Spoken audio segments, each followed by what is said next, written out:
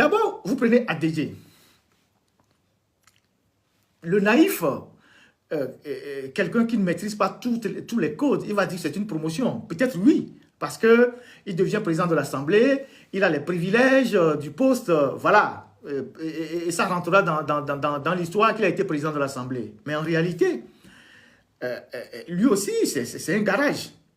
Et il faut voir le parcours d'ADG. Douanier, directeur de la douane, commissaire général de l'OTR, ministre du commerce, ministre de l'urbanisme. Ça, c'est la sortie, ça. Ministre de l'urbanisme et maintenant président de l'Assemblée. Peut-être pour 3 ans. Après 3 ans, s'il ne le renouvelle pas, il le garde. Pourquoi il le met là-bas? Il le met là-bas parce que quand vous quittez d'un poste ministériel pour aller à l'Assemblée, vous n'avez qu'en réalité un budget de fonctionnement. Il sait qu'à dédier, des gens comme ADG se sont énormément enrichis. Et que des rumeurs ou des informations circulaient comme quoi il avait des ambitions, il nourrissait des ambitions. Et donc, c'est des gens qui se sont énormément enrichis. Et lui, toute personne qui s'enrichit autour de lui est une menace. Donc, tant qu'il peut éloigner la personne de la caisse, pour que la personne ne manipule pas l'argent, il va le faire. Donc, c'est une méthode douce pour écarter les gens. C'est quelqu'un qui fonctionne avec des gants de velours. Il te donne des coups, mais le temps de te rendre compte que il t'a donné un coup mortel, il est trop tard. Il fonctionne avec des gants de velours. Et donc, il a un plan pour chacun de ses collaborateurs. Parce qu'il les tient par la corruption. Parce que c'est des gens qui s'enrichissent, qui volent l'argent. Lui, il ne les arrête pas. Mais il a besoin que ces gens volent l'argent pour que lui ait les dossiers de pression sur eux. Donc, vous voyez que depuis 20 ans, qu'il y a des scandales financiers au Togo, Faure n'a jamais arrêté personne. Parce qu'il a besoin de tenir chacun de ses collaborateurs par un dossier. Pour avoir leur loyauté. Pour avoir leur fidélité. Les plus récalcitrants, de temps en temps, il peut leur taper dessus. Donc, ADG, il sait très bien qu'il s'est énormément enrichi. Il le sait, il a les renseignements, il a toutes les informations. Les histoires d'argent volé, tout ça, c'est des choses, il sait, il a plus d'informations que nous. Il en a plus que nous. Donc, il se dit, mais celui-là, qu'est-ce que je fais? Je le mets au garage. À l'Assemblée nationale, il a le privilège du poste. Il peut circuler dans la rue de Lomé, ça va faire ping-pong, on va dire président de l'Assemblée, mais il n'aura plus l'opportunité de manipuler l'argent dans un ministère, d'avoir un budget et de faire des affaires. Le peu qu'il a, c'est le budget de fonctionnement qu'il aura à l'Assemblée. Si dans 3 ans après, il le garde,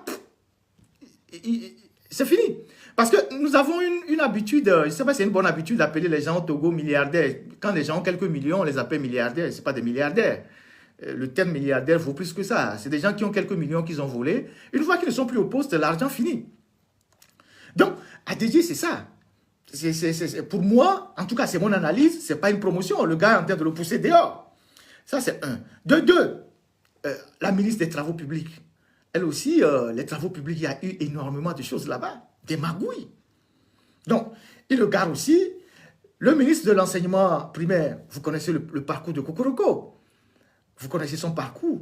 Et vous savez, Kokoroko, beaucoup de gens ont fait écho de travail qu'il a fait à l'université. Et comme son nom a commencé par être valorisé un peu partout par les étudiants, qui sont des gens qui ont dit, bon, il a travaillé quand même si parfois il a des méthodes fortes, mais il a travaillé.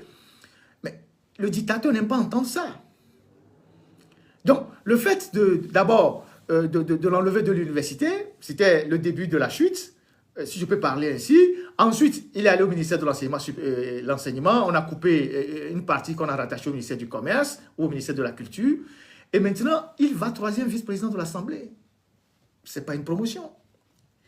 Il n'aura pas un budget à gérer, il n'a rien. Il sera juste avec peut-être un garde corps. Et Myriam Dossou, pareil. Elle était cumula. Elle avait l'INAM, autour duquel il y avait énormément de scandales. Le ministère de Développement à la base, où on a investi beaucoup d'argent pour peu de résultats, c'est nous protéger de Dogbé. Et elle aussi, elle s'est bien enrichie parce que quand on parle de la déclaration des biens, voilà des cas comme ça qu'on doit soulever. C'est une dame qui est rentrée au gouvernement, quand elle n'avait rien. Aujourd'hui, elle a des maisons partout à Lomé, des maisons très coûteuses. Donc, elle le met de côté. Donc, l'Assemblée nationale, le bureau de l'Assemblée nationale, c'est le premier garage pour lui. Et donc, c'est forcément que d'autres ministres vont rester. Il ne va pas les ramener au gouvernement. Il a besoin de nouvelles têtes au gouvernement, qui peut-être ne le connaissent pas mieux ou ne le connaissent pas trop, qui seront totalement dévoués à lui. Et il va les utiliser aussi, et puis après il va les garer.